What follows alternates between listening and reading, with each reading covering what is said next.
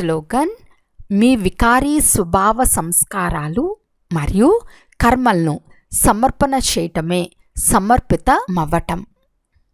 అవ్యక్త సూచన: ఇప్పుడు లగ్నం యొక్క అగ్నిని ప్రజ్వలితం చేసి యోగాన్ని జ్వాలారూపంగా చేయండి. ఎంతవరకు మీ స్మృతి జ్వాలారూపంగా అవ్వదో అంతవరకు ఈ అవినాశీ జ్వాల కూడా సంపూర్ణ జ్వాలారూపాన్ని ధరించదు. ఇది భగ్గుమంటుంది, మళ్ళీ శీతలమైపోతుంది.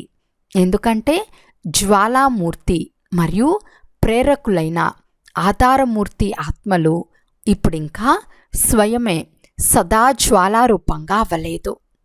ఇప్పుడు జ్వాలారూపంగా అయ్యే దృఢ సంకల్పం చేయండి మరియు సంఘటిత రూపంలో మనసు బుద్ధి యొక్క ఏకాగ్రత ద్వారా శక్తిశాలి యోగం యొక్క వైబ్రేషన్ను నలువైపులా వ్యాపింపచేయండి.